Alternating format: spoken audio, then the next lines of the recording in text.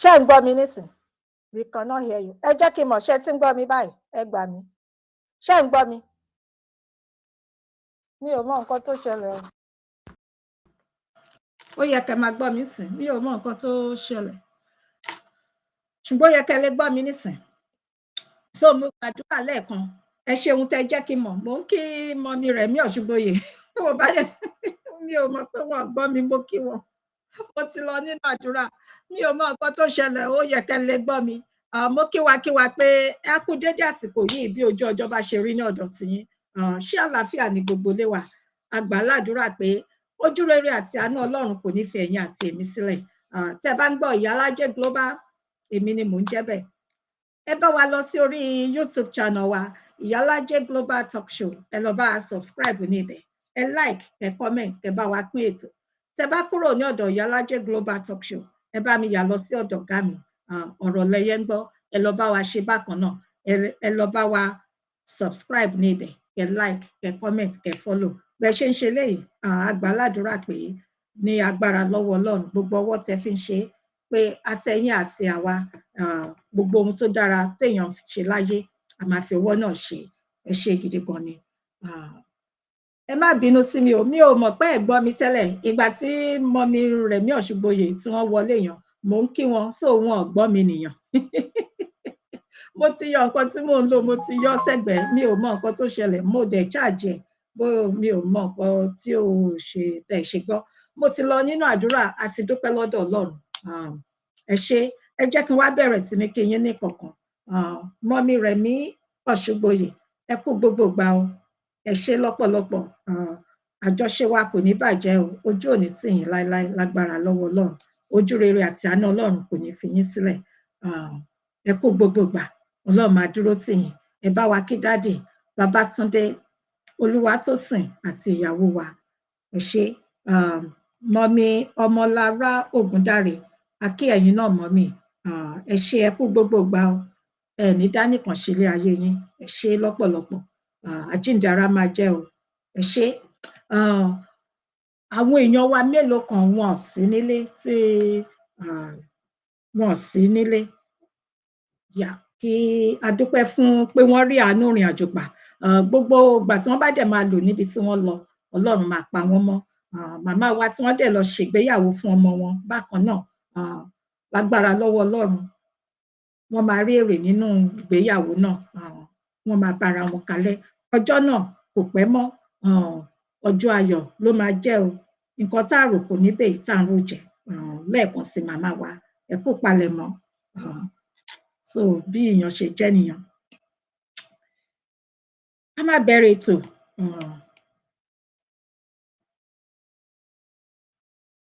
Ẹ ṣeun mọ́mì. Adìjọ ń ṣe ni torí tí kò bá sí ẹ̀yin kò sí ẹni tó ń jẹ́ Ìyálájé Global. So fún ìdí eléyìí, àmọrírì yín lọ́pọ̀lọpọ̀. Ẹ ṣé gidi gan ni. Ẹ ṣeun. Ok. Ẹ ṣé gan ni. So ṣé mọ̀ pé ṣé ọ̀sẹ̀ tí ó kọjá kọ́ ni ọ̀sẹ̀ méjì sẹ́yìn, tẹ́ bá rántí, yes, ọ̀sẹ̀ méjì sẹ́yìn a sọ̀rọ̀ nípa àwọn tàdìjọ ń wò wọ̀nyí, àwọn ìdílé Fáyọ̀ṣe. Àwọn ìdílé Fáyọ̀ṣe nígbà tí ó ń gbóná fẹlifẹlifẹli. Ó wù mí gan láti sọ ní ọ̀sẹ̀ tí ó tẹ̀lé, ṣùgbọ́n mo bísí gidi gan, mi ò lè jáde. So ó dẹ̀ wù mí láti sọ nípa ẹ̀. Ó wù mí láti sọ nípa ẹ̀ torí a ti sọ nípa ẹ̀. Mo dẹ̀ sọ pé a máa tẹ̀lé bó ṣe ń lọ. So inú mi dẹ̀ dùn torí pé wọ́n ní etí tó bá gbọ́ àlọ, ó di dandan, ó gbọ́dọ̀ gbọ́ àbọ̀. Yorùbá dẹ̀ lọ wọ́n bọ̀. Wọ́n ní a gbọ́ ẹjọ́ ẹnìkan dá àgbò òṣìkà ni, àbí bẹ́ẹ̀ kọ́. So fún ìdí eléyìí, a dúpẹ́ lọ́dọ̀ Ọlọ́run pé gómìnà ìpínlẹ̀ Èkìtì nígbà kan rí, Mr. Ayọ̀ Fáyọ̀ṣe, àwọn náà ti jáde. Wọ́n ti lọ gbẹ́nu sí Mike. Wọ́n lọ sí orí ìkànnì kan tí ó ń jẹ́ AF24 News. Inú mi dùn fún àwọn ọ̀rọ̀ ọlọ́pọlọ, ọ̀rọ̀ onílàákàyè tó jáde láti ẹnu wọn. Ẹ máa rí pé ọmọlúàbí ni wọ́n. Tẹ́ ẹ bá rántí ọ̀sẹ̀ méjì sí mẹ́ta sẹ́yìn nígbà tí wọ́n lọ ṣe ayẹyẹ ọjọ́bí pẹ̀lú bàbá bàbá Ọbásanjọ́ tí bàbá Ọbásanjọ́ láti jẹ́ ká rántí ni o, tí bàbá Ọbásanjọ́ tí wọ́n ṣẹ̀mọ̀ tí wọ́n sọ oríṣiríṣi tó bàbá Ọbásanjọ́ rí lè dojú tì wọ́n gan ni. Adójútì ni òun ni bàbá Ọbásanjọ́. Nǹkan tí wọ́n ṣe yan, èmi ò dá wọn lẹ́jọ́ o, bẹ́ẹ̀ mi ṣe rè ni mo ṣe ń sọ o. Ó kù díẹ̀ káàtó. Àbí bẹ́ẹ̀ kọ́ ni, ẹ̀yin náà ṣáà rántí, mo kàn ń fẹ́ ká rántí ni bó ṣe ṣẹlẹ̀. Tó yẹ pé a gbọ́ nǹkan tí bàbá Ọbásanjọ́ sọ. Ìgbà tí ẹ mọ̀ pé ẹ dáríjì wọ́n, pé ọ̀rọ̀ náà kò tán nínú yín, ẹ bá ti yọjú síbẹ̀. Ẹ bá ti rárá fílẹ̀ bẹ́ẹ̀. Ṣùgbọ́n ẹ lọ síbẹ̀, ẹ gbéra. Bàbá yàn fọ́ nìkan ni o. Tí bá tí wọ́n tí mo kàn máa rẹ́rìn ni. Torí pé ẹ ti mọ nǹkan tẹ máa ṣe, ẹ ti already planning. Ẹ dẹ̀ gbéra, ẹ dẹ̀ lọ síbi ayẹyẹ ọjọ́bí. Ẹ dẹ̀ sọ̀rọ̀ sí ọkọ àtìyàwó. Ó dàbí kílẹ̀ kó lanu kó gbé wọn mì ní ọjọ́ náà. Ọmọ Yorùbá ni gbogbo wa náà. Ìyẹn wá lọ bẹ́ẹ̀. Àbúrò wọn tẹ̀ ń wò yìí, Mr. Ayọ̀ Fáyọ̀ṣe gangan, bẹ̀tẹ̀ àbúrò wọn, ṣe rí àbúrò wọn yìí ní ọ̀dọ̀ tèmi.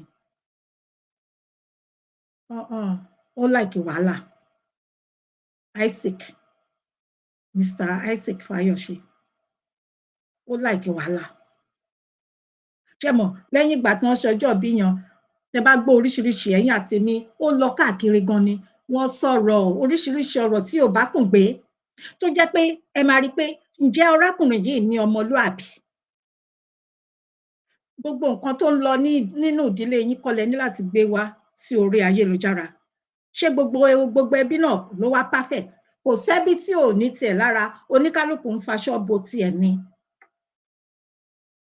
Tí ò bá sí ayélujára, ṣé ibo lẹ máa lọ? Ṣé dandan ni ká mọ̀ bó ṣe ń lọ nínú ìdílé yín? Ó ṣáà lọ, ṣe mọ̀, wọ́n ṣáà sọ̀sọkúsọ débi pé àbúrò òun obìnrin òun náà jáde, wọ́n bẹ̀rẹ̀ sí ní sọ̀rọ̀ débi pé wọ́n wá ti màmá wọn, màmá àgbàlagbà, ìyá 90 something, kí lẹ expect? Ìyá oníyà ó wà láàrin ní ọjọ́ alẹ́ màmá yẹn, wọ́n dẹ̀ ń ṣe ìyá oníyà, wọ́n ń dà wọ́n ríboríbo. Ìyá máa wò, ṣe mọ̀, abiyamọ, ìyá yẹn lè máa wò pé ẹ̀yin ta lòun máa gbèsè, kẹ́rù máa ba màmá gan. Tẹ bá rántí, màmá wọ́n tí ìyá yẹn débi pé kí ìyá sọ̀rọ̀ pé àwọn ọmọ Mr. Ayọ̀ Fáyọ̀ṣe wọ́n fẹ́ lé àwọn jáde kúrò nínú ilé. Àbí bẹ́ẹ̀ kọ́? Àbúrò wọn obìnrin náà sọ tiẹ̀ tó ń búyàwó ẹ̀gbọ́n wọn. Ọ̀rọ̀ ẹbí wọn nìyẹn, mọ̀lẹ́bí wọn ni, bó ṣe ń wù wọ́n nìyẹn. Ṣùgbọ́n ó ní ẹ̀kọ́ kan tí mo fẹ́ kí ẹ̀yin àti èmi kọ́, torí pé ètò wa, ara ètò wa tá à ń ṣe nìyẹn, ètò ìdílé, ẹbí wà nínú ẹ̀, ara ẹ̀ náà ni. Kí ló fà á? Ṣé nǹkan tó ṣe bẹ̀rẹ̀ ni àbí nǹkan tó ti ń ṣẹlẹ̀ láti ọdún tó ti pẹ́? Ṣé ńgbà tí wọ́n ń dàgbà, ṣé màmá yẹn fẹ́ràn ọmọ kan jù kan lọ ni? Àbí kí ni nǹkan náà tó lè fà á? Kí ló bí gbogbo kinní? Ṣó kàn déédéé yọ, ṣé lọ́jọ́ kan náà ni? Débi pé wọ́n ń ṣe ayẹyẹ ọjọ́ ìbí, kò sí ìyá wọn níbẹ̀, kò sí kankan nínú àwọn àbúrò wọn níbẹ̀. Ọlọ́run nìkan ló yé. Nǹkan tó sápamọ́ sí ẹ̀dá ènìyàn, ojú Ọlọ́run nìkan ló tó. Bí mo ṣe sọ, èmi ò sí níbí báyìí láti wá dá ẹnikẹ́ni lẹ́jọ́, ṣùgbọ́n nǹkan ẹ̀bi tèmi máa dá fún àbúrò wọn tó ń jẹ́ Isaac Fáyọ̀ṣe yan ni pé ó kù díẹ̀ káàtó. Lẹ́yìn ìgbà náà tí gbogbo wuyewuye tí wọ́n jáde, tí àbúrò wọn sọ̀rọ̀ tó jáde tó bú wọn, tó lálé wọn, tó ṣàpùn, tó tú àwọn àṣírí, tó àwọn nǹkan míì tí ò yẹ kó sọ tí wọ́n sọ. Màmá yẹn jáde, ìkan nínú àwọn àbúrò Mr. Fayose, Mr. Ayọ̀ Fáyọ̀ṣe jáde pẹ̀lú màmá wípé ìjà ti parí. Àbí bẹ́ẹ̀ kọ́? Ẹ bá rí pé ìjà ti parí o. Màmá kọrin, a dúpẹ́ lọ́dọ̀ Ọlọ́run, ìjà ti parí, ogun ó dópin. Lẹ́yìn ìgbà náà, Mr. Isaac Fayose, ó sì tún láwọn nǹkan kan tó tún sọ, tó ń tún gbè lẹ́yìn bàbá. Ṣé mọ̀ bí kéèyàn ṣáà máa wá wàhálà, kéèyàn máa oní wàhálà ṣáá, kò kí ń sú arákùnrin yẹn. Mi ò mọ̀ kí ni nǹkan tẹ fẹ́ gbà nídìí ẹ̀. Ẹlẹ́bí kò di ẹbí ẹ̀ mú ni, kò sẹ́bí tó perfect. Kò sí ẹbí tó ṣe kíni tó perfect. ẹ̀ ń ta aṣọ tiyín, gbogbo aṣọ tiyín lẹ̀ ń ta síta. Èébú ọjọ́ ọ̀la tiyín dẹ̀ ni. Tójú ò bá tì yín, ó yẹ kẹ́ ẹ rántí àwọn ọ̀ràn yín tó ń bọ̀ lẹ́yìn. Àwọn ọjọ́ ọ̀la yín, torí ẹ lọ́mọ. Ẹ ti gbàgbé pé láwọn ọmọ, wọ́n máa fi bú àwọn tí àlọ́ bá lọ àbọ̀ ń bọ̀. Orí ayélujára la wà yìí, wọ́n máa lọ tú gbogbo ẹ̀ síta. Ṣọ́rọ̀ mi yé yín? Wọ́n máa lọ tú gbogbo ẹ̀ síta fún yín. Nǹkan tí ò yé yín nìyẹn. So àwa máa tẹ̀síwájú. Màá jẹ́ kẹ́ ẹ gbọ́ ọ̀rọ̀ tí Mr. Ayọ̀ Fayose, gọ́fúnà Èkìtì nígbà kan rí. Ẹ jọ̀ọ́ ẹ má bínú, mo fẹ́ wo Facebook. Mo rí yín o, mọ́mì mi, Dr. Mrs. Adébùkọ́lá Fúnmikọ́lá, mọ́mì, ẹ ṣé gan ni o. Ẹ bá wa kí grandma àti gbogbo ilé wa. Tí n bá rí orúkọ ní ọ̀dọ̀ Facebook ń bí báyìí, máa kí yín. Ok. Ẹ ṣé mọ́mì mi, mo dúpẹ́ mà. So inú mi wá dùn pé Mr. Ayọ̀ Fayose, àwọn náà ti ṣe kíni, wọ́n ti lọ gbẹ́nu sí mic. Inú mi dùn tí wọ́n sọ̀rọ̀. Wọ́n ti lọ gbẹ́nu sí mic. A dẹ̀ máa dìjọ gbọ́. Ó ní ìdí tí mo ṣe fẹ́ ká dìjọ gbọ́. Ó ní ìdí tí mo ṣe fẹ́ sọ̀rọ̀ lé lórí. Bí mo ṣe sọ àti ọ̀sẹ̀ mélòó kan sẹ́yìn ló yẹ ká ti sọ nípa ẹ̀. Ṣùgbọ́n fún ìdí kan tàbí ìdí mìíràn tó yẹ torí iṣẹ́ mọ̀ oníkálùkù náà ló ní. So mo busy gan ni. Ṣùgbọ́n mo ní láti sọ. Ó wù mí láti sọ. Mo láyọ̀ láti sọ nípa ẹ̀.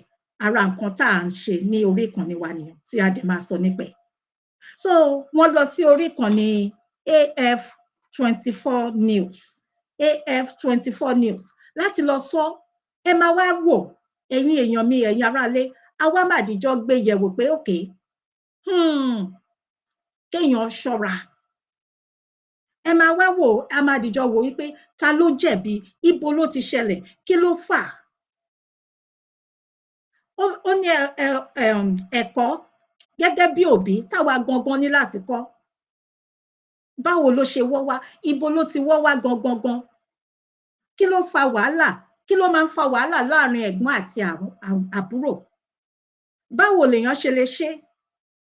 Kí ló ṣẹlẹ̀ sí ọmọlúàbí? Ṣé ayé tó ti wá di ayé ọ̀làjú yìí, ṣóun ni ò tún jẹ́ ká wá mọ ọmọlúàbí mọ́? Ẹ̀yin àti èmi mọ̀ pé nígbà kan rí kí ayé tó dà báyìí, wọn ò bí ìwọ tó bá jẹ́ ẹ̀gbọ́n tó bá lábúrò lẹ́yìn, wọn ò bí àbúrò lẹ́yìn ẹ̀, wọn ò bí ire kó bú ẹ. Àbí bẹ́ẹ̀ kọ́ ni, wọn ò bí ire kó wojú ẹ. Wọn ò bí àbúrò tó wà lẹ́yìn ẹ, wọn ò bí ire kó la orúkọ mọ́ ọ lórí nígbà kan rí. Ṣùgbọ́n gbogbo ẹ ti yàtọ̀. Nígbà kan rí nínú àṣà àti ìṣe wa, wọ́n jẹ́ kó yé wa pé òbí kan kò ní ọmọ 10. Kó jẹ́ pé ìwọ nìyá tó bí ọmọ 10. Kó jẹ́ pé ìwọ ìyá kó bí ọmọ 6. O ò gbọ́dọ̀ fẹ́ràn ọmọ kan jù kan lọ. Tí o bá ti lọ fẹ́ràn ọmọ kan jù kan lọ, tó bá ti jẹ́ káwọn ọmọ yẹn rí i pé o fẹ́ràn kan jù kan lọ, wàhálà ọjọ́ ọ̀la nìyẹn. Tó yẹ pé nígbà tí o bá dàgbà, téèyàn bá dàgbà tó bá dògbò, tó bá lọ, wàhálà ayérayé. Tó jẹ́ pé àwọn ọ̀ràn tó ń bọ̀ gan àfàìmọ̀. So ìdí nìyẹn téèyàn ṣe ní láti ṣọ́ra. Pé àwọn nǹkan tó ń farú nǹkan báwọn yìí láti lè má jẹ́ kó ṣẹlẹ̀. Gbogbo ọmọ wọn lè níwà kan náà. Ọmọ èèyàn lè dìjọ bí ọmọ kéèyàn kó jẹ́ pé ìwọ ló bí gbogbo àwọn ọmọ yẹn, ìwọ ló bímọ 10, ìwọ ló bí 8. Nínú ẹni ni wọ́n gbé fóṣù 9, ìwọ ló pọ̀n wọ́n sẹ́yìn fọdún 3, ìwọ ló fún wọn lọ́yàn. Wọn lè níwà kan náà. Ìyẹn ò ní kó wá nífẹ̀ẹ́ ọmọ kan jù kan lọ. Ewu burúkú ni. Ẹkún ọjọ́ alẹ́, ó léwu fún ọjọ́ alẹ́. Ẹ jẹ́ ká dìjọ gbọ́rọ̀ láti ọ̀dọ̀ Mr. Ayọ̀ Fayose.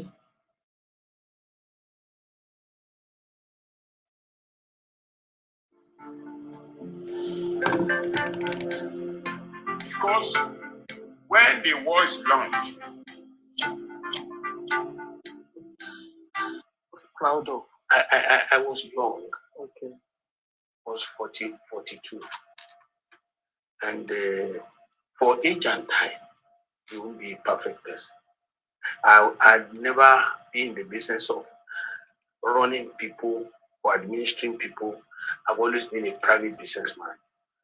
So I got into business, into the politics as a businessman, did all I could do, endeared myself to the people. And in the course of service, you will know that there are establishments. They will fight the hell out of you.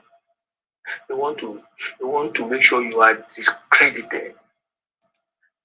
I went through so much. Understand? Eventually, they were able to collaborate with the powers that be at the time, which eventually caused my removal by President Olusegun Obasanjo at the time. You understand? So that was part of the experience. I went to exile. It was traumatic. It wasn't easy at all.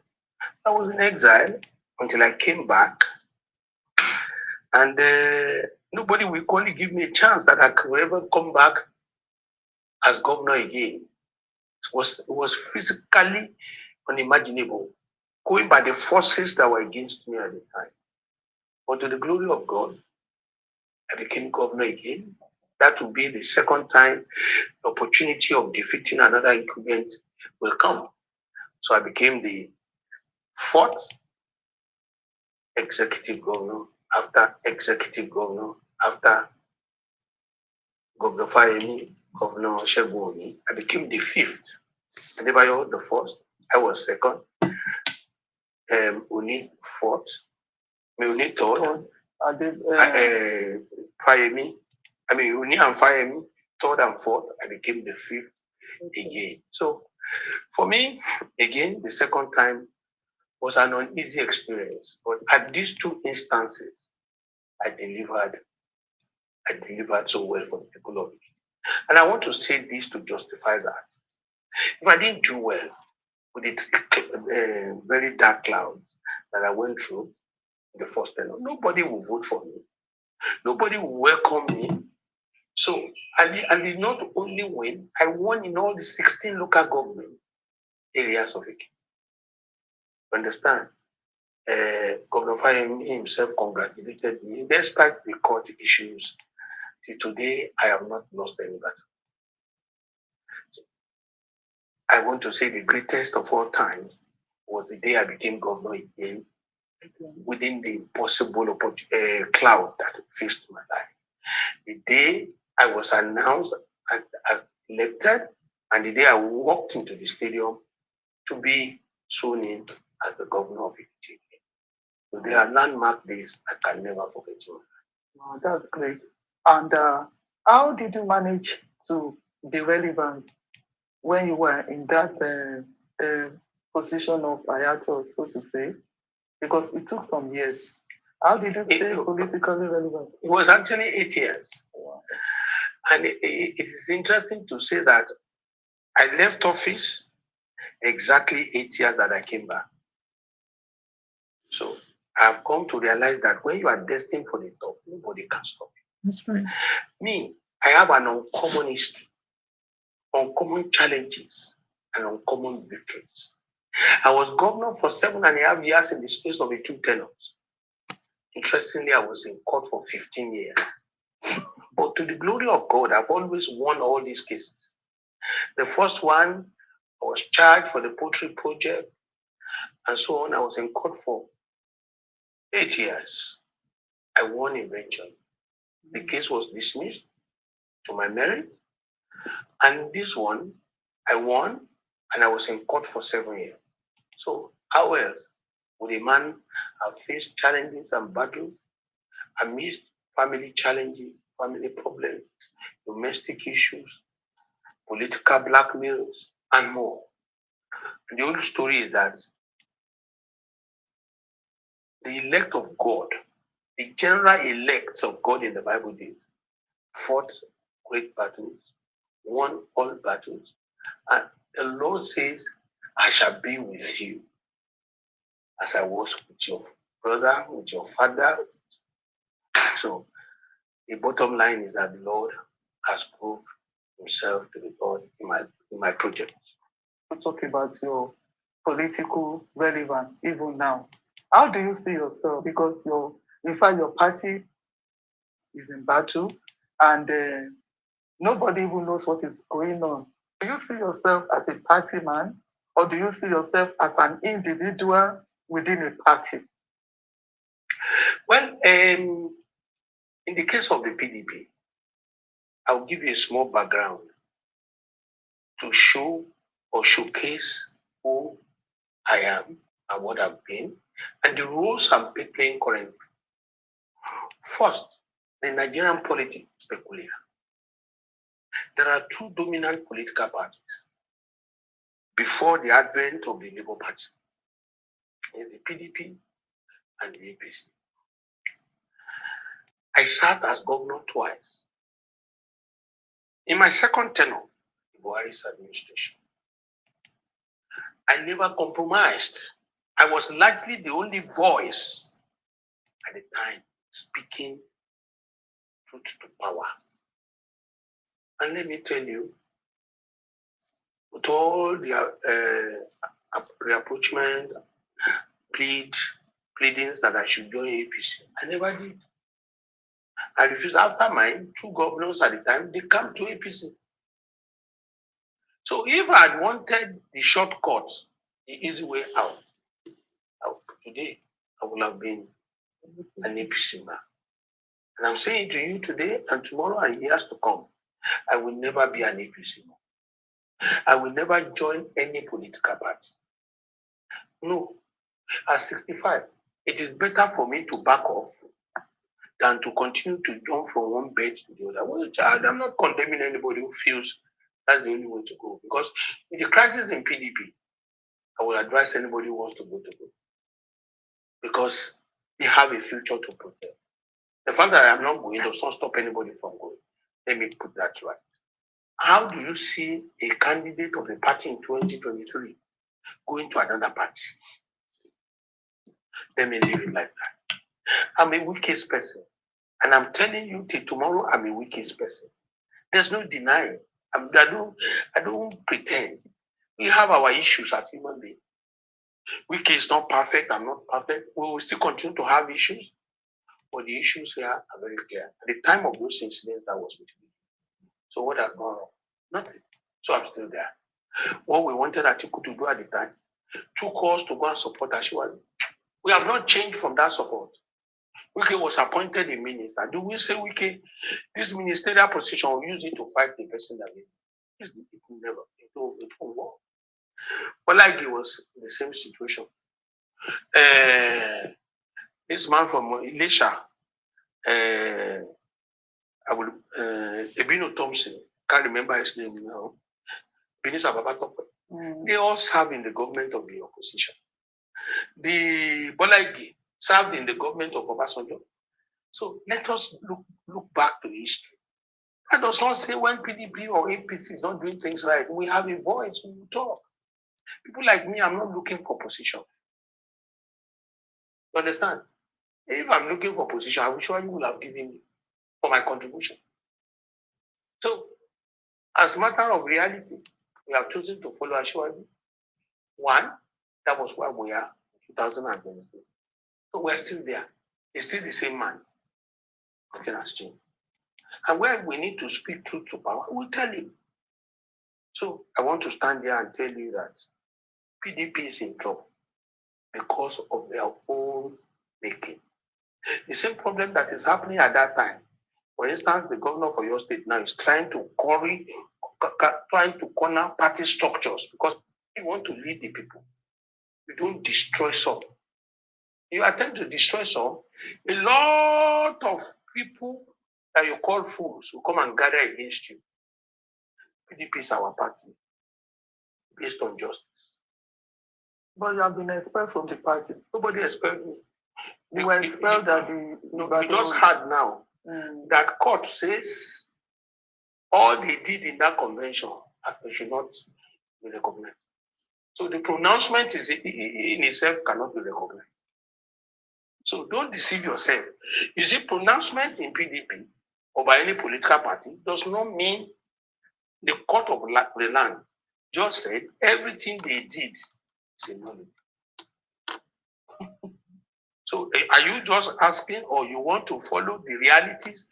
If you say this person is a thief, God says it's not a thief. That was. Well, I'm saying that because different courts have been ruling. There's no court that has even made any pronouncement. About INEC only obeys federal court. Which court? That court in Ibadan. You mean the court in Ibadan? That judge is a chop-by-chop judge. I've said it in the paper. Because that judge wants to retire. He's leaving in a few months. So he took out a deal from Governor Makinde. I am your Fayose. I'm not mentioning your medium. That's what I'm saying. That judge, Akintola, is a chop-by-chop judge. Why did even the CJ of your state was indicted by NGC 2 years ago?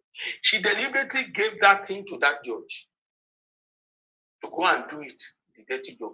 We read between the lines, we are politicians. The judge in himself was only buying time.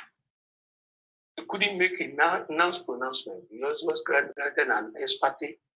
How do you grant an ex parte that will compromise the end of your judgment? So the first thing is that INEC has equally filed before him that we are not bound to obey you. The first court in the instance is the Federal High Court. So if everybody goes to the State High Court where they have influence and bring judgment from there, then that would be what? Anarchy. INEC, which one will INEC obey? That's the problem. So may I say to you, remember of it. The court just said anything you say, running of your mouth at the so-called convention, at the Committee of Friends dinner. That's what I call them. What is left of them? Now, former President Olusegun Obasanjo attended your 65th birthday. Interestingly, both of you, you've been known. Ẹ̀yin aráalé, ẹ jọ̀ọ́ ẹ farabalẹ̀ kẹ́ gbọ́ àárín yìí. Ó wà interesting gan ni. Olùṣọ́ Babátúndé Oyèbọ̀, hallelujah sir, ẹ ṣé gan. Ẹ jẹ́ ká máa gbọ́. A lot of people thought his coming was a kind of a reunion, so to say, or renewal of your relationship, maybe an end to whatever could have happened. So you want to know what transpired? I wanted to even know, did you anticipate what happened? No. So how did you now feel when he made that statement? 2 weeks to my birthday, I wrote so many names. Some we don't talk away again. Some I don't even have their number. Like the case of President Olusegun Obasanjo, the then president, I don't have his number. Okay. So I called some to say I am 65. And it's great pleasure to tell you that whatever differences we have had in the past, let's put it behind. Because when we die, whatever has set us apart will no longer matter. So I personally took a position to reach out to everybody. If I've offended you, if I have offended me, let us put it behind. Where you need to show humility, I'm sorry, we'll put it behind. In the case of President Obasanjo, at the point I didn't have his number. So I called a friend. I wanted to invite him to the party. That was the name Obasanjo was mentioning, which was, I called Osita. Okay. And I said, Osita, I am now 65. I'm inviting you. I'm inviting President Jonathan. So, I said, what about Baba? Just crack jokes. I said, I don't want issues. But it will be a good thing. Because we will not have battles resolved in heaven. On a good conscience and good faith, I called Baba. It was Osita that gave me Baba's number. And as I called Baba, Baba said, Tani, who is that? I knew that is his style. So in the humility, I said, Baba, it's Fayose. Okay. Osita called me and said, you want to talk to me. Do you need Osita to talk to me? Whereas Baba does not know that it was in the course of the conversation between me and Osita that his name came. And I told Osita I don't have his number. He said he will send me his number, but he wants to talk to me. And Osita said he will be expecting my call. That was why I called him. I never called to go and apologize to Baba. I did not offend him. He was the one that removed me from office. Abenishu. He was the one that declared state of emergency in Ekiti. If I said any at all should apologize, it's Obasanjo. Nonetheless, we'll call an elderly man an elderly man. If we want peace, you go beyond your rights. And I called him.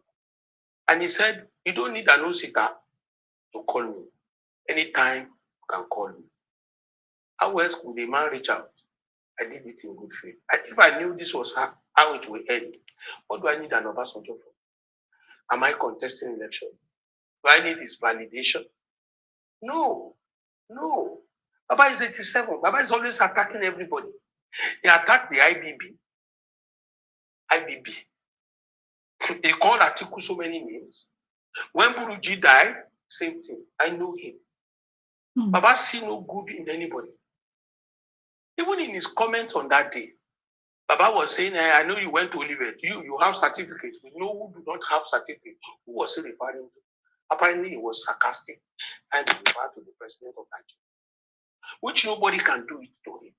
Then we go. Baba now said, anytime you can call.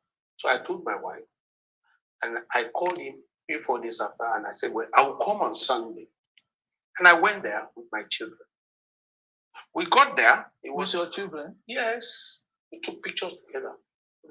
So as we were, he was playing Ludo game, Ayo game.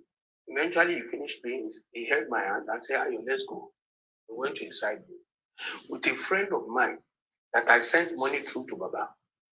So Baba said, he said it's your birthday.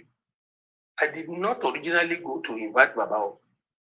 I just chose to make peace, visit him. He now said, they said it's your birthday. Olujo? I said, yeah. He said, when? I said, on the 15th. I didn't have the card. I didn't take card with me. The cards were in the car. Baba now said, which day? I said 15. I will attend. He now asked that they should call Dangote, who will be hosting the program in Rwanda.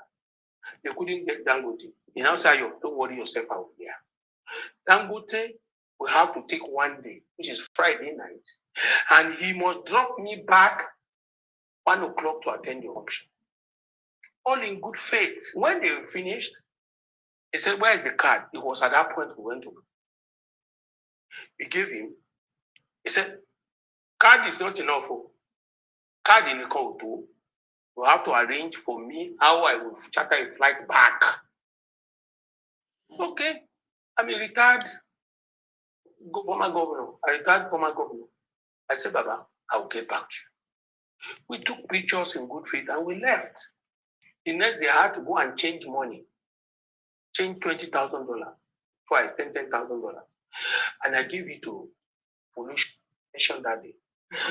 And went to give the money to Baba. And I gave his only 2 money because they are traveling out. In good faith. How can you do that? Accept, take somebody's money and come and be disparaging that person. When we were there, I called my wife to say, we're in Opa. You say hello to Baba. The next thing Baba will say to my wife and to, the conversation was, my wife said, Baba,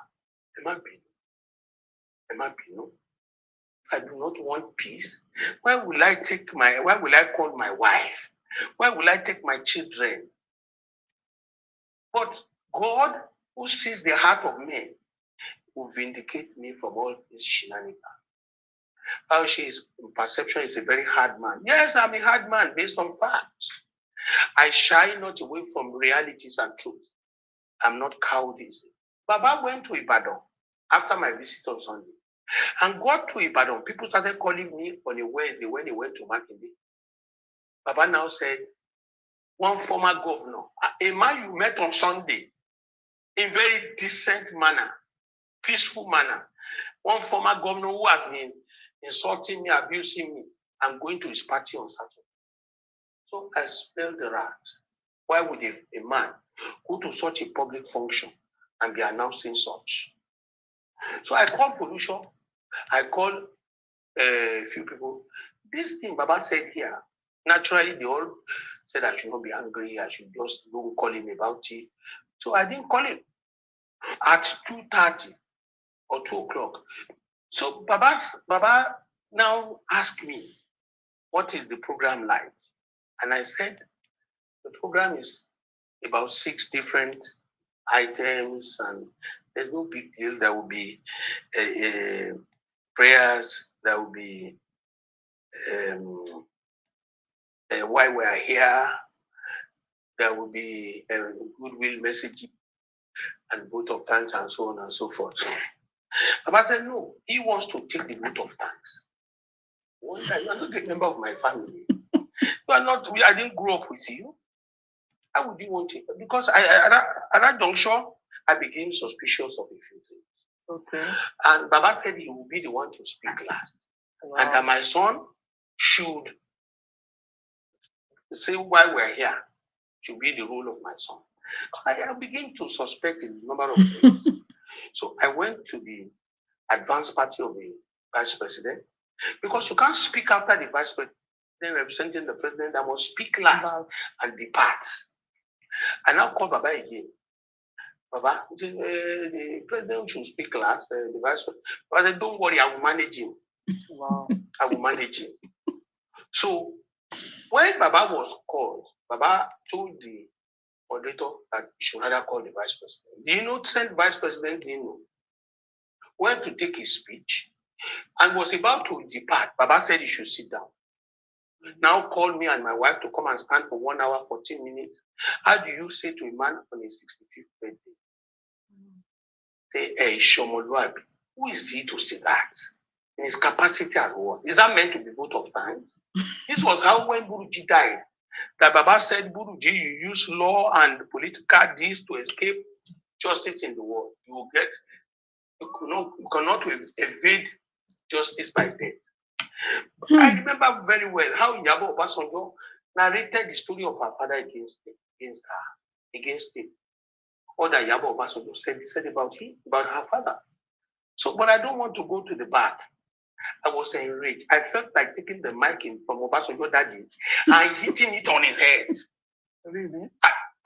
This is being sincere, but to show maturity, not by age, and the love I have for myself and the presence of the vice president, I just keep my cool. And you know that nobody would do that naturally and get away. I remember when we went to our Governor Ilola at his residence in Okuku when he was doing Thanksgiving. The former head of state, Ibrahim Babangida, was seated. Akala was alive. I entered the room. I was greeting everybody. Akala now said Baba was seated. I said, which Baba? Baba now said, he cannot greet me. He's a bastard. That is me. I said, you too, Obasanjo, you are a bastard. You are the father of all the bastards. And beyond that, tell me, Fayose is from a war. The Fayose are from Ekiti. Fayose are from Ekiti. Fayose are from Akure. Fayose are from Ilesha. Tell me another Obasanjo and trace Obasanjo to his hometown. So, for me, I cannot had, but I maintained and kept my cool. So when I got home that night, I composed a very nice text. I now reminded him that you are supposed to be in the zoo. I agree with that person. You are supposed to be locked away in the zoo. Don't you think that's so? It's too harsh. Please, it was not. It was right for what he was saying on the pulpit on my baby, in the public eye of the camera. Harsh. What are you talking about? Honor comes from top down. But what is the meaning of harsh? You don't have words for Obasanjo to say people should not be doing what he's doing. He's always right. He's the corruption-free president. He's not a thief. He's not an arm robber. But he confessed that day that through the governors forum, he collected $10 million naira from me for the library. He said it there. So I've written to him because he has returned my $20,000 that I sent to him, and I thank him for returning it. So you have your $20,000 It's now.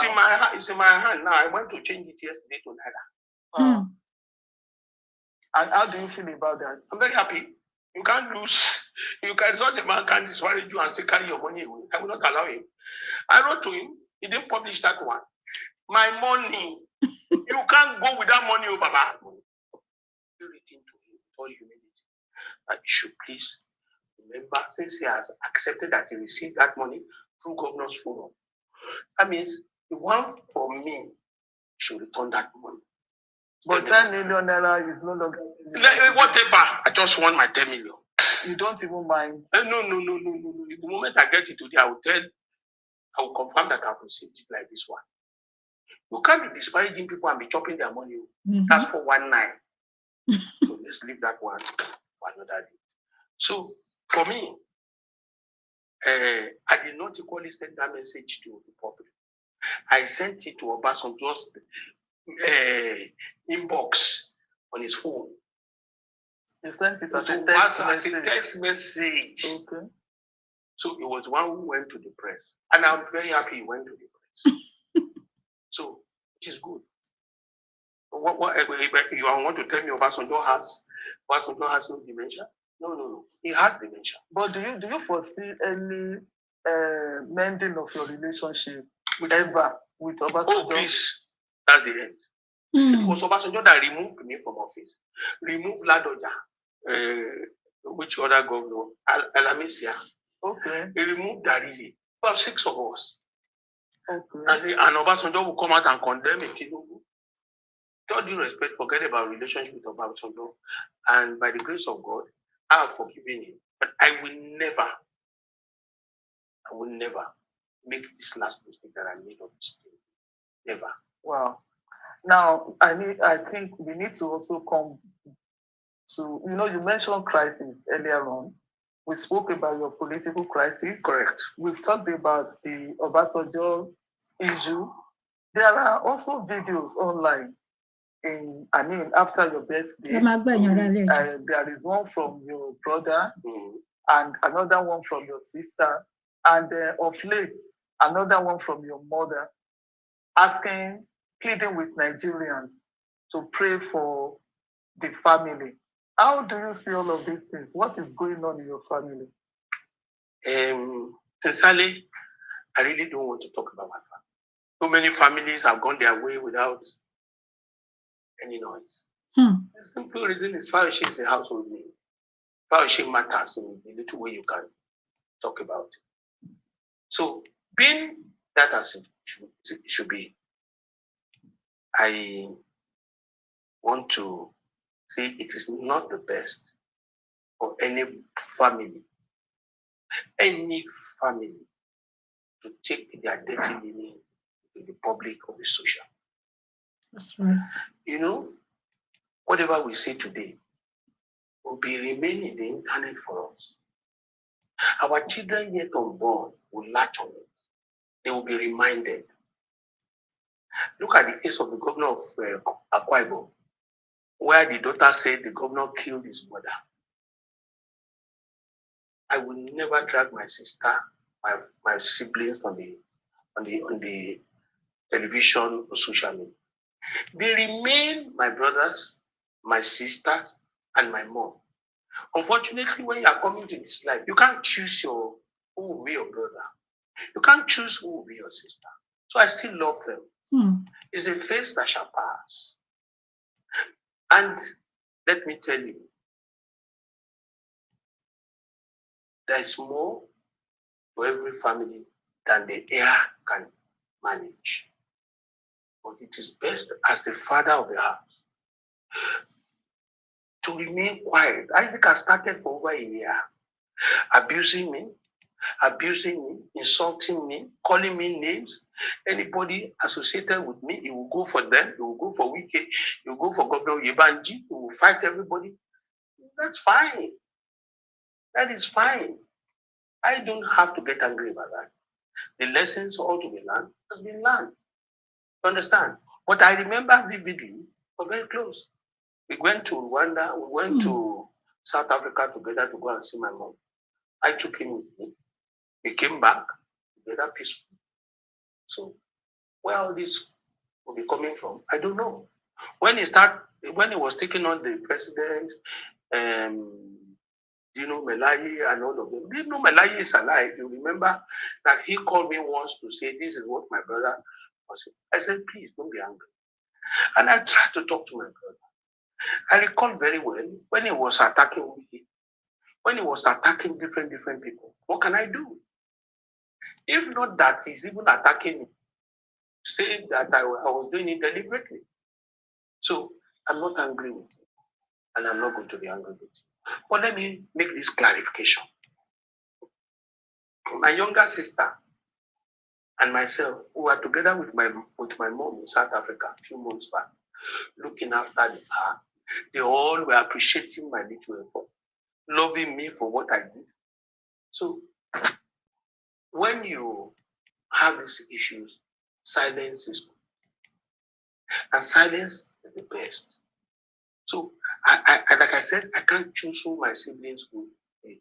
And even if they are worse than this or they are bad, I will not wish them bad. They are my siblings. They shall remain to eternity my siblings. But let me draw a line here. There are two types of family. That is the truth.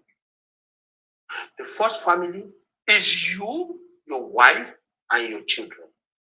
That is your family. Everyone outside that reach is an extended family. Isaac has wives, or wife has children. That is his family. I have wife and children. That is my family. So people mixing these things up are doing the wrong thing. At 65, how can a man of 52 still be dragging me? At 65, or their various ages, my sister wants to be the last one of the family. So they are all supposed to be engaged, more engaged with their families. Not with me. They are extended families of mine. We came through the same channel. And today, we have all chosen a path for our new families. The only joint we have is our mother. That is the only area I was pained that my mother had to go and do video. Understand? But it's still excusable because she's a 86-year-old woman. The Bible says that honor your father and your mother so that your days be long.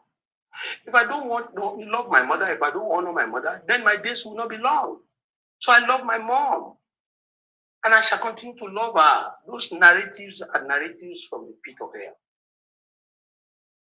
Narratives from the pit of hell. In the last 2 years, I've taken my mother to different countries for medical checkups, for proper treatment. And I did not only do that, I follow her, pushing the wheelchair, staying in the hospital with her. I did not just go there. I was there with my mother in Dubai, American Hospital. I was there, my mother in South Africa. I stood there because she's my mother. I can't replace her. She can't even offend me. There's no month I do not do my responsibility, take care of her, look after her. Majority of my siblings fighting me, they are not even in Nigeria. Not even in Nigeria, but it is understandable. As the head of a family, you get the brunt. But this again is an extended family. There was a time I called my mom and I said, Mom, when you pass, where do you want to be buried? How do we do and give you the last respect? What are the things to be done? Sibling says, I want to keep their mother. And that's amazing. That's the kind of thing I feel. Yes, that is how they understand it. And I want to tell you, they shall remain my siblings. I can't choose them, and I cannot say I don't know them. Even whatever they have done to me today, tomorrow they will do better. So for me, I shall continue to love. Nigerians, unfortunately, if this Fayose name is not popular, how many people have family issues that people will not even know they have family issues, they go their way. My mother, until she passes, that is my duty. I'm not doing it for her. I'm doing it so that that's the wish I have for my children. I don't need to come and defend how I'm looking after her, how I love her.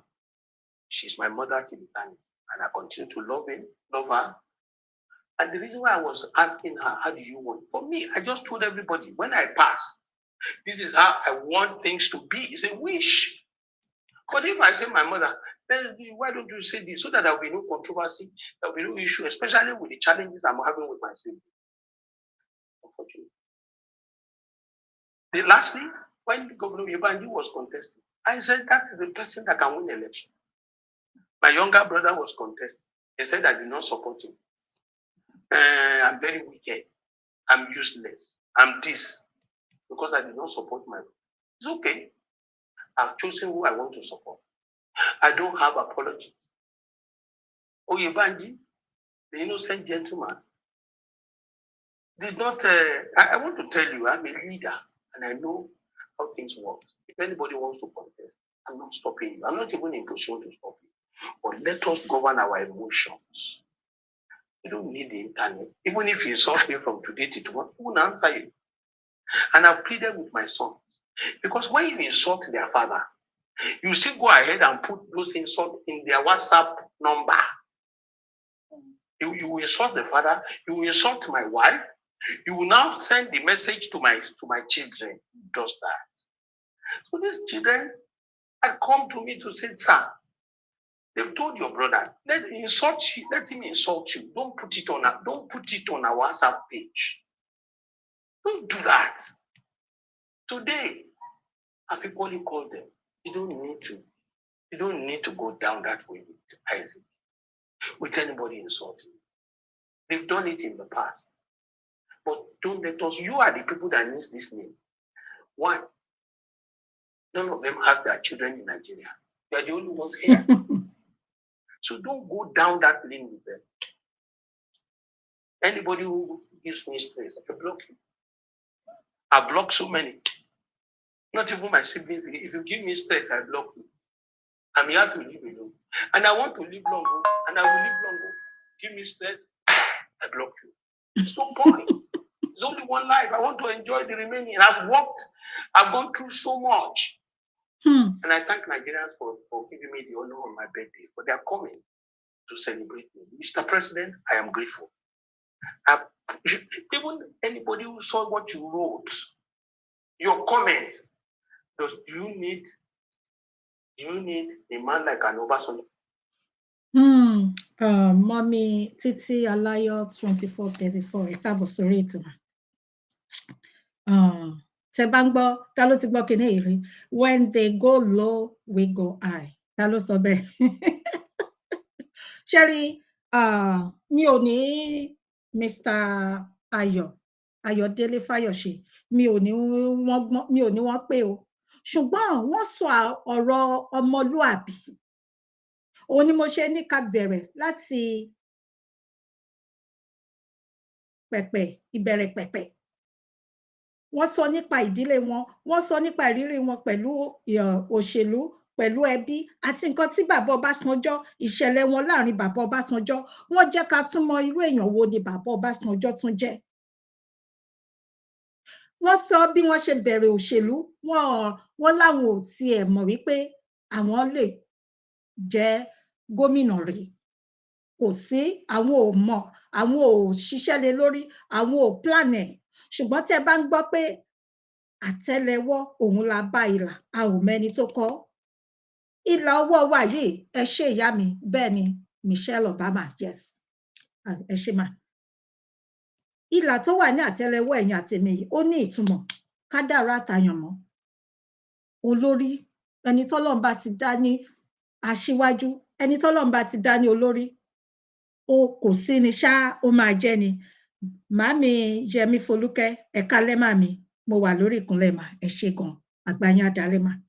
Kò sí ni ìwọ tó bá ti dá, tọ́lọ́run bá ti ní wàá jọba o, orí adé lórí rẹ o. Bí orin bàbá mi King Sunny Adé, Ọlọ́run kò jẹ́ kárí wọn pẹ́, orí adé lórí mi o. Tọ́lọ́run bá ti ní wàá jọba, wàá dádé, wàá jẹ́ ṣáá ni. Ó lè pẹ́, ó yá ni, wàá débẹ̀ ṣáá ni. Bẹ́ẹ̀ gẹ́lẹ́ ni ọ̀rọ̀ gómìnà ìpínlẹ̀ Èkìtì nígbà kan rí, Mr. Ayọ̀ Fáyọ̀ṣe. Wọ́n dé ipò wọ́n jẹ gómìnà ní ìpínlẹ̀ Èkìtì. Ọlọ́run ràn wọ́n lọ́wọ́. A dẹ̀ gbọ́ gẹ́gẹ́ bí mi ò wá láti Èkìtì, ṣùgbọ́n àwọn kan, mo ní màmá kan tí wọ́n jẹ́ ọmọ Èkìtì. Wọ́n jẹ́ kó yé mi pé nígbà ayé gómìnà ní ọdún náà lọ́hùn, Ayọ̀délé Fáyọ̀ṣe, mo fi tọ̀wọ̀tọ̀wọ̀ dá orúkọ wọn. Wọ́n gbìyànjú, wọ́n ṣe gudugudu méje jàyà mẹ́fà fún àwọn arúgbó, fún àwọn ará ìlú. Kódà gan bí a ṣe gbọ́, wọ́n wà nínú àwọn tí ò jẹ́ káwọn Fúlàní tí wọ́n ṣe kíni, tí wọ́n dojúkọ àwọn Fúlàní ní ọdún náà lọ́hùn, tí wọn ò bẹ̀rù. Ẹni tó bá rí arákùnrin yìí bí wọ́n ṣe ń sọ̀rọ̀, ẹ máa rí pé ẹnìkan tó jẹ́ pé wọ́n ní ìgboyà, wọ́n ní akíkanjú, wọn ò bẹ̀rù, wọn ò ṣojo, wọ́n jẹ́ olóòótọ́. Ẹ máa ti rí nínú ọ̀rọ̀ wọn. Ẹ wò ó bí wọ́n ṣe bẹ̀rẹ̀. Wọ́n jẹ́ kó yé wa gbogbo ìdojúkọ tí wọ́n rí pẹ̀lú wọn, bàbá Ọbásanjọ́. Ẹ máa ti rí pé mi ò wá bíbá yìí láti wá sọ̀rọ̀ sí bàbá Ọbásanjọ́ o, ṣùgbọ́n gẹ́gẹ́ bí nǹkan tí wọ́n sọ, wọ́n dárúkọ bàbá Bọ́lá Ìgè náà níbẹ̀, tẹ́ bá rántí. Ẹ̀yin àti èyí tó túmọ̀ sí pé ẹ máa rí pé bàbá Ọbásanjọ́ wọn ò ní ẹ̀mí ìdáríjì. Ibi tá a máa ti bẹ̀rẹ̀ nìyẹn. Bàbá Ọbásanjọ́ ò ní ẹ̀mí ìdáríjì. Àwọn kan wà bẹ́ẹ̀, má ṣẹ̀ wọ́n ni. Wọ́n máa láwọn ti dáríjì ẹ̀, ṣùgbọ́n kò tán nínú wọn. Wọ́n máa tutọ́ dúdú sínú, wọ́n máa tu funfun síta. Àwọn ni wọ́n burú jù.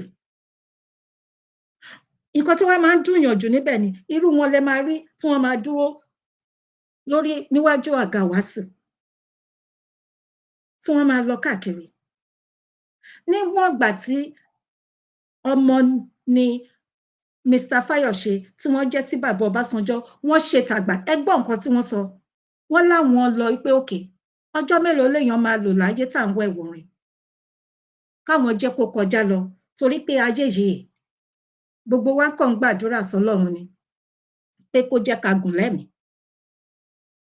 Ṣùgbọ́n ká ló mọ ìgbà náà. Wọ́n lọ làjà, wọ́n lọ làjà, wọ́n lọ wá àlàáfíà. Wọ́n tọ bàbá lọ pé ókè o, gbogbo nǹkan táwọn bá ṣáà ti ṣe kí wọ́n jẹ́ kó lọ, káwọn tẹ̀síwájú. Bó dẹ̀ ṣe yẹ kó rí nìyẹn. Torí pé nígbà téèyàn bá ti kọjá lọ, ó ti kọjá lọ nìyẹn. So nígbà tá a ṣì wà láyé, tá a bá ṣì ṣe ara wa, tá a bá bí ara wa, ká jẹ́ kó lọ. Àṣé kò tán nínú bàbá. Tẹ́ bá rántí ní Ọlọ́run fọ̀run kẹ́ bàbá Awólọ́wọ̀. Ṣé rántí pé ìgbà kan wà tí bàbá Awólọ́wọ̀ sọ fún bàbá olóògbé, bàbá dáadáa náà k'Ọlọ́run fọ̀run kẹ́ wọn, bàbá Bọ́lá Ìgè àti bàbá Sunday Afọlábí wípé ẹ ṣọ́ra, àbí bẹ́ẹ̀ kọ́ ni, ẹ ṣọ́ra fún ẹni báyìí, kì í dáríjìyàn. Ṣé òun náà wá kọ́ ni? Ṣé mi náà kọ́ ni? Tí mo bá parọ́ ẹja irọ́ mi o. Nígbà náà pé wọ́n dìde sọ kìlọ̀ ni, ìkìlọ̀ pé ẹni yìí ò kì í dáríjì, kò ní ẹ̀mí ìdáríjì. Nígbà tí Bíbélì tá à ń kà, tí wọ́n ń kà pé dáríjì wá bí a ṣe ń dáríjì àwọn tí ó ṣẹ̀ wá. Kí ni wá ní àǹfààní? Kò yẹ kó rí bẹ́ẹ̀. Ọmọ bàbá gangan, ọmọ wọn tóun náà sọ pé bàbá ò ní ẹ̀mí ìdá. Ṣé mọ̀, kò yẹ kó rí bẹ́ẹ̀. Ṣùgbọ́n ọ̀rọ̀ tí ìyẹn lọ bẹ́ẹ̀ tí wọ́n yan Kọ́lá dìídì bá wa ní èní, a kàn máa yà lọ síbẹ̀ torí Mr. Ayọ̀ Fáyọ̀ṣe wọ́n dárúkọ wọn, la ṣe yà lọ sí ibẹ̀. Ẹ jẹ́ ká wá bẹ̀rẹ̀ gangan pé ókè o, àwọn àbúrò wọn, ilé tí wọ́n ti wá, tòótọ́ ni nígbà tẹ̀yìn àtèmi ń bọ̀ wá sílé ayé, kò sẹ́ni tó lè sọ pé ìdílé báyìí ni mo fẹ́ yà lọ, irú ìyá báyìí ni mo fẹ́ kó fẹ́ mi o, ilé olówó ni mo fẹ́ lọ, ìdílé Dangote ni mo fẹ́ yà sí o, ìdílé Awólọ́wọ̀ ni mo fẹ́ yà sí o. Ìdílé àbí no nígbà tá ń bọ̀ wá sílé ayé kò tẹ́ oníkálukú kan bá rẹ̀ nínú ìdílé tó bá rẹ̀ ni oníkálukú dẹ̀ ń gbìyànjú ó ń tiraka láti rí dájú pé ẹbí kó má tọwọ́ òun bàjẹ́ àbí bẹ́ẹ̀ kọ́ ni kò sí bí ìjà ò ṣe ní wà kò sí bí èdè àìyedè ò ṣe ní wà torí pé ahọ́n àti eyín a máa ń gera wa jẹ ó dẹ̀ máa ń tán ṣùgbọ́n báwo lẹ ṣe yanjú ẹ̀ sí báwo ni ìfẹ́ yan ṣe wà ìfẹ́ òun ló ṣe kókó tó ṣe pàtàkì ìfẹ́ oníkálukú kan ń gbìyànjú pé ókè o ṣùgbọ́n ó wá ṣe ni láàánú lọ́pọ̀lọpọ̀ wípé àwọn ìdílé yìí àwọn àbúrò wọn ń ba ojú ẹ̀gbọ́n wọn jẹ́ tí kì í bá ṣe pé arákùnrin yẹn náà wọ́n gbẹnu sí Mike ọ̀pọ̀lọpọ̀ máa dá wọn lẹ́bi pé àṣé ọ̀dájú ni arákùnrin yìí àṣé kò tọ́jú ìyá ẹ̀ àṣé ó ń fìyà jẹ ìyá ẹ̀ kí ni àǹfààní owó tó ní kí ni àǹfààní ipò tó ní àṣé kò tọ́jú àwọn àbúrò ẹ̀ nǹkan tí wọ́n ṣe máa ń sọ nìyẹn pé a gbọ́ ẹjọ́ ẹnìkan dá àgbò òṣìkà ni ṣé ti wá rí ìgbà táwọn náà sọ tiwọn ẹ máa rí pé ẹni tó ní ìbẹ̀rù Ọlọ́run tó dẹ̀ mọ nǹkan tí wọ́n ń pè ní ọmọlúàbí olórí ẹbí tí wọ́n gbàgbọ́ pé kò gbọ́dọ̀ torí àwọn bàjẹ́ bó dẹ̀ ṣe yẹ kó rí nìyẹn ẹbí kò gbọ́dọ̀ torí èèyàn bàjẹ́ torí pé ẹni tó bá da ẹbí rú títí ayérayé orúkọ ẹ̀ kò ní parẹ́ nínú ìdílé yìí wọ́n máa bẹ́ẹ̀ ni mo sọ ìwọ tó bá dẹ̀ tún ẹbí ṣe bákan náà orúkọ bó ṣe wà nìyẹn nígbà tí arákùnrin àbúrò wọn yìí mi ò dá lẹ́bi o ṣùgbọ́n ó dàbí pé oníjàgídíjàgan kan inú ẹ̀ ó láìkí wàhálà gan mi ò dá lẹ́bi o nǹkan tí mo rí ni mò ń sọ bí mo ṣe rí ni mo ṣe ń sọ bí mo ṣe rí ni mo ṣe ń sọ àwọn ni wọ́n wá lọ fi ọ̀rọ̀ sí ìyá oníyà lẹ́nu màmá wọ́n fi ìyá arúgbó lọ́jọ́ alẹ́ ìyá oníyà wọ́n wá fi wọ́n sàárín ṣẹ́dẹ̀mọ̀ ìyá dẹ̀rẹ̀ ìyá oníyà ìyá lè máa wò pé kí lòun máa ṣe ó máa tijú ìyá kò ní fẹ́ ṣe ọmọ kan ẹ jẹ́ ká kọ́ ọgbọ́n màmá máa wò pé ókè o torí wọ́n máa ti máa bá màmá sọ̀rọ̀ irú àwọn báyìí ṣẹ́mọ̀ ọmọ ò lè rí bákan náà ẹ máa ti rí pé àwọn méjèèjì yàtọ̀ síra ẹ máa rí pé àwọn méjèèjì yàtọ̀ síra ẹnìkan níwà ẹnìkan jágútán ẹnìkan máa jẹ́ àgùntàn kẹ́nìkan jẹ́wúrẹ́ bó ṣe lè ṣiṣẹ́ nìyẹn ṣùgbọ́n ó dàbí pé àwọn méjèèjì ṣẹ́mọ̀ ìkan ò fẹ́ gbà fún kan arákùnrin yìí ti gbàgbé wípé nínú àṣà wa àti ìṣe wa wàá bọ̀wọ̀ fún olórí àwọn sì ní olórí ẹbí yín lọ́wọ́lọ́wọ́ báyìí mi ò gbé lẹ́yìn Mr. Ayọ̀ Fayose o ṣùgbọ́n bẹ́ẹ̀mi ṣe rí ni mo ṣe ń sọ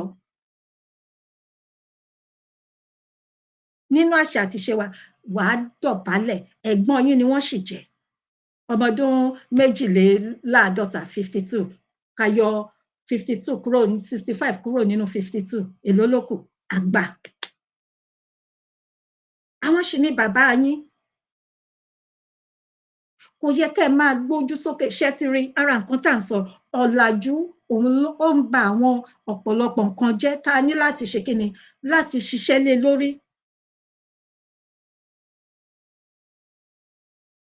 kó wá di pé ẹ fẹ́ má gbàlagbà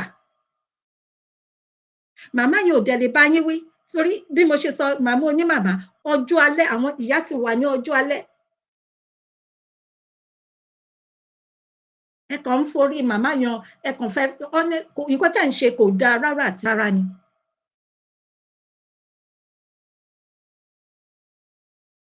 kí ni nǹkan tẹ́ fẹ́ gbà nídìí ẹ̀ ẹ mọ̀ pé nǹkan tẹ́ náà ìgbà tí ẹ̀gbọ́n yín ti jáde tí wọ́n ti sọ tẹnu wọn màmá gan-an tí màmá yẹn gan bá tún lọ gbọ́ nǹkan tí bàbá yìí sọ tí ẹ̀gbọ́n yín sọ ìyẹn ọmọ wọn ṣé ẹ rò pé inú màmá yẹn máa dùn ni? Ṣé ẹ ràn wọ́n lọ́wọ́ ni? Ẹ ràn wọ́n lọ́wọ́. Màmá yẹn máa ronú nígbà tó bá kù àwọn nìkan. Torí ìgbà tí wọn ò bá lè ní ìfẹ́ àjọṣepọ̀ pẹ̀lú ẹ̀gbọ́n yín tẹ́ ń rojú ẹ̀ síta yìí, torí yẹn náà máa dọ́gbọ́n jẹra fún wọn àti ìyàwó wọn àtàwọn ọmọ wọn. Nǹkan burúkú ni. Wọ́n dẹ̀ ń ṣe ojúṣe wọn.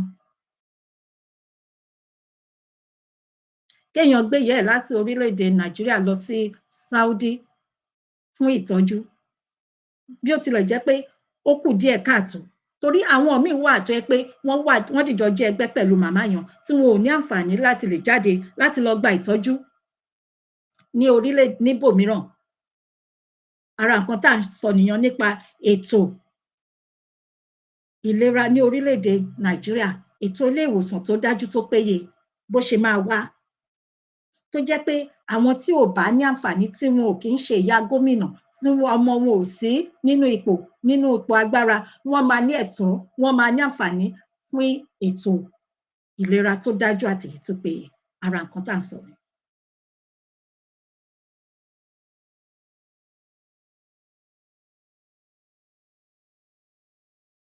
Bẹ́ẹ̀ ni màá ṣe ìyá wa. Nǹkan tí bó ṣe jẹ́ gẹ́lẹ́ nìyẹn. Wàá gbà, mo rántí Yorùbá lọ wọ́n bọ̀ wọ́n ní bí orí kan bá sunwọ̀n ni ó máa ń ran igba. Gbogbo ọmọ tí ìyá kan náà àti bàbá kan náà dìjọ bí, ògo oníkálùkù yàtọ̀ síra. Ògo kódà Táyé àti Kẹ́hìndé tí wọ́n dìjọ wáyé lọ́jọ́ kan náà, wọn ò bí ògo kan náà wáyé. Ká wá máa sọ ti ẹ̀gbọ́n àti àbúrò tí wọn ò wáyé ní ọjọ́ kan náà, bí ó tilẹ̀ jẹ́ pé inú ìyá kan náà ni wọ́n wà. Ìyá kan náà ló bí wọn, ọmú ìyá kan náà lẹ dìjọ mu. Ṣùgbọ́n ògo oníkálùkù torí pé ìlà ọwọ́ wa yàtọ̀. Tẹ́ bá fi ọwọ́ síbi tí ọwọ́ ń gbé, tẹ́ bọ̀wọ̀ fún ẹ̀gbọ́n yín torí pé àṣà wa àti ìṣe wa ni.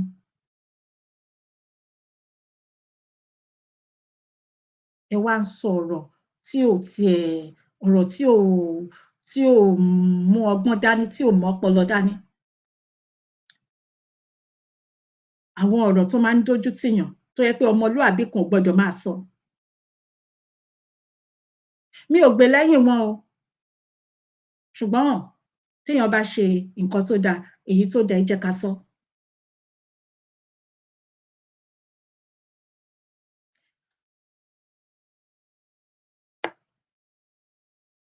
Wọ́n wá ní àwọn béèrè, ṣé gbọ́ nǹkan tí Mr. Ayọ̀ Fayose sọ. Wọ́n ní àwọn pé màmá àwọn jókòó, màmá àgbàlagbà, ọjọ́ alẹ́ ni wọ́n wà. Ìgbà mẹ́ta ni ìgbà ìdáláyé, àbí bẹ́ẹ̀ kọ́ ni? Ìgbà àárọ̀, ìgbà ọ̀sán àti ìgbà alẹ́. Ọlọ́run fún màmá yẹn ní wọ́n rí àánú àti oore ọ̀fẹ́ gbà ní ọ̀dọ̀ Ọlọ́run. Màmá yẹn, èmi rò pé ọdún kan ni wọ́n pé 90 ni, àwọn dẹ̀ sọ pé 86. Èyíkéyìí ṣá, ọjọ́ alẹ́ ni wọ́n wà. Wípé àwọn pè wọ́n jókòó pé okay o, tí ẹ bá dàgbà, tí ẹ bá lọ síbi tí àgbà rè, ibo ni ẹ fẹ́ sinmi? Ibo lẹ fẹ́ káwọn sin yín sí? Ṣé nǹkan tó burú jù ni? Mò ń béèrè o. Ẹ rántí ètò tá a ṣe ní ọjọ́ Sunday tó kọjá. Èmi pẹ̀lú ọ̀gá mi, Dr. Michael Ajilopolo. Ṣé rántí nǹkan tí wọ́n sọ? Àbẹ́ rántí? Ẹ̀yin tẹ́ bá wà lábẹ́ ètò wa ní ọjọ́ yẹn, ó yẹ kẹ́ rántí.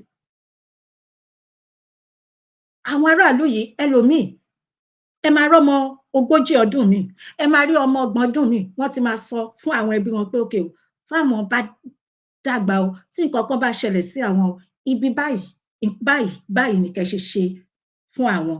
Tí mo bá parọ́ ẹ já irọ́ mi. Tí wọ́n bá ẹni tó bá ní life insurance, wọ́n ní báyìí ni kẹ́ ṣe fáwọn. Kí ló wá burú níbẹ̀? Wọ́n wá ní wọ́n fẹ́ pa màmá wọn.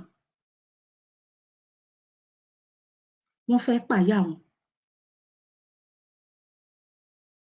Nǹkan burúkú ni o. Àìmọye ìdílé tó ti dàrú torí nǹkan báyìí. Àìmọye ìdílé tó ti dàrú torí nǹkan báyìí. Torí pé gbọ́n mi sí omi ò tó. Láàrin kì í ṣe ọba kan o. Ọmọ ìyá kan náà, ọmọ bàbá kan náà. nígbà tí ẹnu wọn ò bá kò bí Sátánì ṣe máa ń wo àárín ìdílé nìyẹn tó máa ń pa odidi ìdílé tó máa ń parun bó ṣe máa ń parun kì í ṣe kéèyàn kú nìkan ni nígbà tó yẹ pé ìran kan ń lọ ìran kan ń bọ̀ tó yẹ pé àwọn ọ̀ràn tó ń bọ̀ àbí ọmọ ẹ̀gbọ́n ọmọ àbúrò tí wọn ò bá lè bára wọn ṣe ẹ mọ̀ pé Ọlọ́run má jẹ́ kí ìran parun ìdílé ń parun nìyàn ọmọ ẹ̀gbọ́n ọmọ àbúrò tí wọn ò bá lè bára wọn ṣe Ọlọ́run mọ̀ ń gbọ́ nǹkan burúkú ayé àti ọ̀run ni kí ló máa ń fà bó ṣe máa ń ṣẹlẹ̀ rẹ̀ bó ṣe máa ń bẹ̀rẹ̀ rẹ̀ nígbà tí gbọ́n mi sí omi ò tó nígbà tí ẹ̀gbọ́n tí ò bá lè gba àbúrò ẹ̀gbọ́n tó jẹ́ pé kí àbúrò lọ gbé omi wá fún ẹ̀gbọ́n tẹ́gbọ́n ò bá lè mú kí ẹ̀gbọ́n lọ ṣe oúnjẹ fún àbúrò tí àbúrò ò bá lè jẹ ṣé mọ̀ pé ó léwu kí ni wá ní àǹfààní kí ni àǹfààní ǹjọ́ yẹ kó rí bẹ́ẹ̀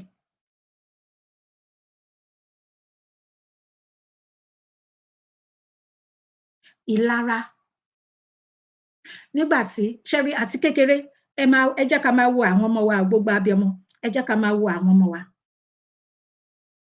tí a bá ti rí i pé bóyá kan fẹ́ máa wá fi ẹjọ́ kan sùn kíkan máa sọ pé ẹ jẹ́ ká tètè ṣe kíni ká tètè bá wọn wí ká tètè ṣe àtúnṣe ẹ jẹ́ ká tètè bá wọn wí ká tètè ṣe àtúnṣe èyí tí wọn bá máa gbá nídìí kó gbá nídìí èyí tí wọn bá máa lọ etí ẹ̀ pọ̀ kó lọ etí ẹ̀ pọ̀ èyí tí wọn bá máa pè jókòó láti sọ̀rọ̀ kó torí pé bó ṣe máa ń bẹ̀rẹ̀ ó ní àti kékeré nù míì tí máa ń bẹ̀rẹ̀ o àti kékeré àwọn ìyá kan náà dẹ̀ wà tó yẹ pé wọn kì í ní ṣé ká sọ pé wọn kì í ní àkíyèsára ni kàkà kí wọ́n perú àwọn ọmọ bẹ́ẹ̀ jókòó kí wọ́n bá wọn sọ òdodo ọ̀rọ̀ wọ́n máa gbèsè ìgbékùgbé àwọn ọmọ yẹn wá dàgbà tán á ti di bárakú wọn wọ́n á rò pé nǹkan tó dára ni tó bá wá yá ẹ̀pọ̀ wá ní bóró mọ́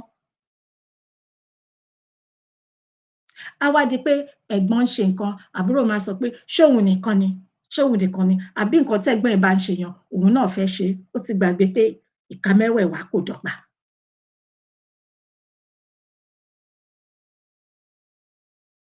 ibẹ̀ ìmí àbẹ̀rẹ̀ sí ní star èmi ti mọ ẹ̀gbọ́n mo sọ fún yín rí nígbà kan mo dẹ̀ ti máa sọ ọ̀rọ̀ ọjọ́ iwájú ni tí màá go deep ṣùgbọ́n mo kàn rárá máa yan ni mo mọ àwọn ìdílé kan tó yẹ pé ìyá kan náà bàbá kan náà ló bí wọn kì í ṣe ọba kan o àwọn 10 ẹ máa gbọ́ o àwọn 10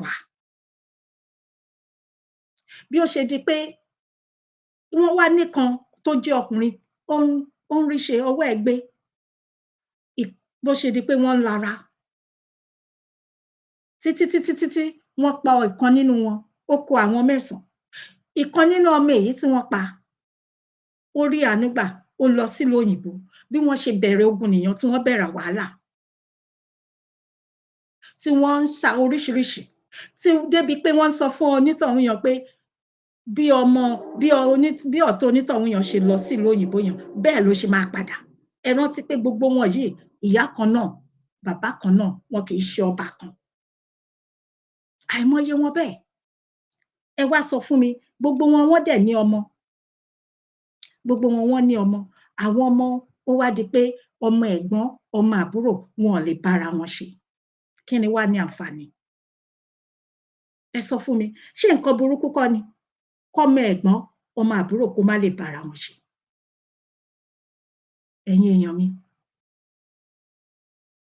bí mo rántí orin Yorùbá kan wọ́n máa ní ẹ wo ọmọ ẹ̀gbọ́n ẹ wo ọmọ àbúrò kẹlẹ bí ó dẹ bí ẹ mú o nǹkan tó máa ń jẹ́ kí ẹbí dùn nìyàn ọmọ ẹ̀gbọ́n ọmọ àbúrò tọmọ ẹ̀gbọ́n ọmọ àbúrò wọ́n dàbí ọmọ ìyá náà ni àbí bẹ́ẹ̀ kọ́ ni ọmọ ẹ̀gbọ́n ọmọ àbúrò èèyàn dàbí ọmọ ìyá torí pé ẹ̀jẹ̀ kan náà níyìn kẹ máa ṣènáwó kẹ ríra yín níbẹ̀ kẹ máa ṣe àbí kán má mọ̀ yàtọ̀ láàrin ọmọ ẹ̀gbọ́n kán má mọ̀ yàtọ̀ láàrin ọmọ àbúrò bó ṣe yẹ kó rí nìyàn bó ṣe yẹ kí ẹbí rí nìyàn bó ṣe yẹ kí ìdílé rí nìyàn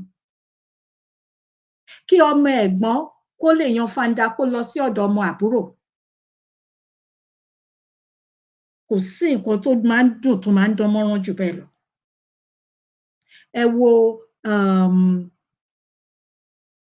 Ẹ wo níjọ́wo ní ọ̀sẹ̀ tí ó kọjá sígbà tí wọ́n ń gbé late ọmọ bàbá Awólọ́wọ̀ wọlẹ̀. Ẹ wo ìyàwó igbákejì ààrẹ orílẹ̀-èdè Nàìjíríà nígbà kan rí, Mrs. kí lorúkọ Mrs. kí ni first name wọ́n dẹ̀ ṣàpá mi lórí, Ọ̀ṣínbàjò, kí lorúkọ woman. Ẹ wo because ọmọ ẹ̀gbọ́n ọmọ àbúrò ni wọ́n àti olóògbé yàn. Bó ṣe yẹ kí ẹbí rí nìyẹn. Ó yẹ kí ìfẹ́ lè wà, kí wọ́n má mọ ọmọ ẹ̀gbọ́n yàtọ̀ sí ọmọ àbúrò. Irú nǹkan bẹ́ẹ̀ ó máa ń jẹ́ kí irú àwọn òbí bẹ́ẹ̀ kó tún jẹ́ kí ẹ̀mí wọn gùn. Ó máa ń fi wọ́n lọ́kàn balẹ̀ pé okay, tí ojú àwọn bá rí báyìí, tí ojú àwọn bá dára, tí ìfẹ́ wà, tí ọmọ ẹ̀gbọ́n yìí tó lè rìn kó yan fanda ní, ó máa ń jẹ́ kí ọjọ́ wọn kó tún gùn. Torí pé wọ́n á mọ̀ pé nígbà tí ọlọ́jọ́ bá dé, nígbà tí àwọn bá dọlápọ̀ á dára fún yín mà. Nígbà táwọn bá lọ sí ibi tí àgbà rè, ẹ̀yìn àwọn sì máa dára, ó máa fi wọ́n lọ́kàn balẹ̀. Ṣùgbọ́n nígbà tí gbọ́n mi sí omi ò tó, bí irú eléyìí tí Mr. Isaac yìí tó ń ṣe. Ó dàbí pé lẹ́nu lọ́lọ́ yìí, ó dàbí pé wọ́n ti gbọ́rọ̀ because mi ò tí wọ́n tún mẹ́nu lọ síbẹ̀ mọ́. Bóyá kan nínú àwọn olórí ẹbí wọn pátápátá ti pè wọ́n jókòó. Pé ẹ nífẹ̀ẹ́ màmá yín rárá àti rárá ni. Ẹ nífẹ̀ẹ́ ìyá yín rárá àti rárá.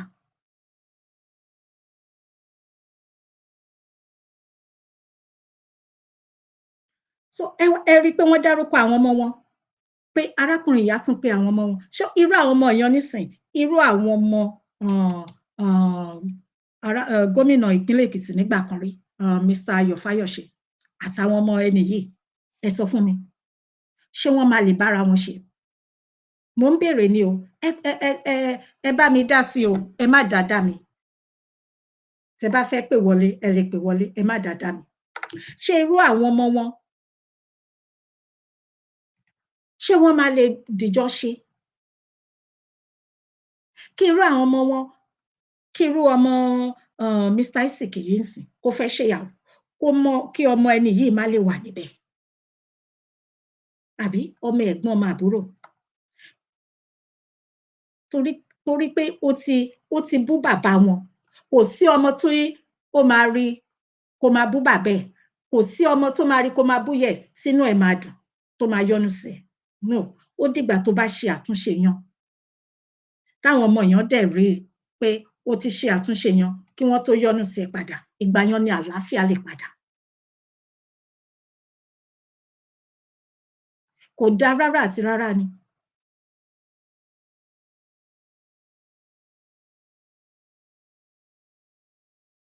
So ẹ̀kọ́ ńlá tí a bá ń sọ àwọn nǹkan báwọn yìí, ẹ̀kọ́, ẹ jẹ́ ká fi kọ́ ọgbọ́n ni. Èèyàn máa ń fi ọ̀rọ̀ ọlọ́rọ̀ kọ́ ọgbọ́n ni. Kì í ṣe pé àgbọ́n tán, àpé tán níbí báyìí. Kì í dẹ̀ ṣe páwa nìkan la mọ̀ ọ́ sọ. Ṣùgbọ́n ara nǹkan táwa ń ṣe ní orí ìkànnì wa nìyẹn. Ètò ìdílé ó wà nínú nǹkan tá a gbé dání níbí báyìí.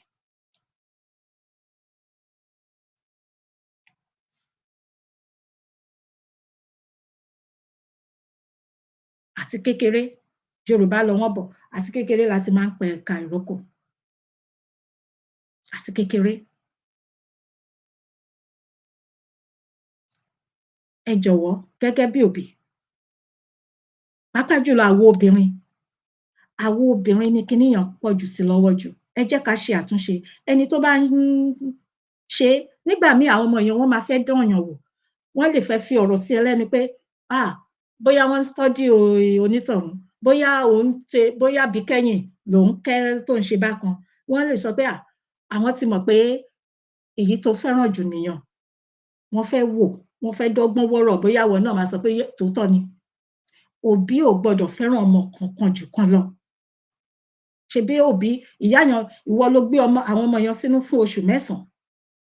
Ẹlòmíì dẹ̀ máa ń ṣe, ó lè jẹ́ pé torí tó jẹ́ pé ọkùnrin kan tó ní nìyẹn. A wá nífẹ̀ẹ́ ọmọkùnrin yẹn gan jù àwọn yòókù lọ. Kò dẹ̀ yẹ kó rí bẹ́ẹ̀. àwọn obìnrin ní kíníyàn pọ̀ jù sí lọ́wọ́.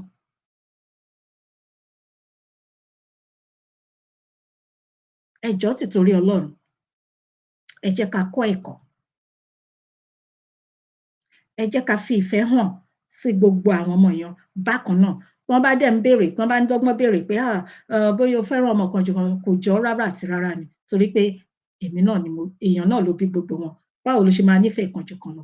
Ìgbà tó lọ ra ọmọ, ìgbà tó lọ yá ọmọ, báwo ló ṣe fẹ́ nífẹ̀ẹ́ ọmọ kan jù kan lọ? Gbà tó yẹ pé aṣiwèrè obìnrin ló máa lóhùn nífẹ̀ẹ́ ọmọ kan jù kan lọ.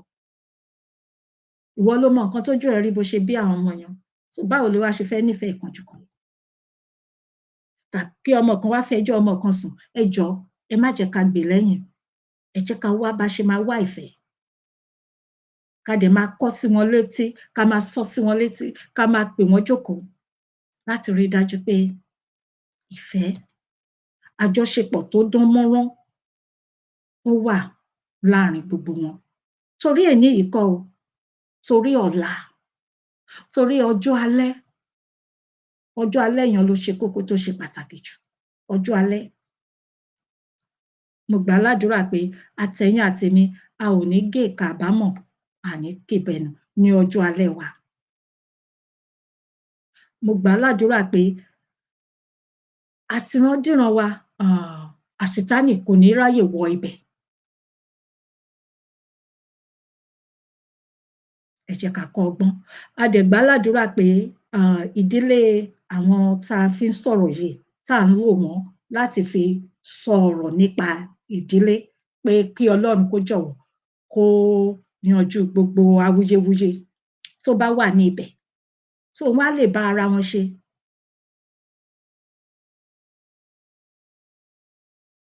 A ní rí jù báyìí lọ, ẹ̀yin aráalé.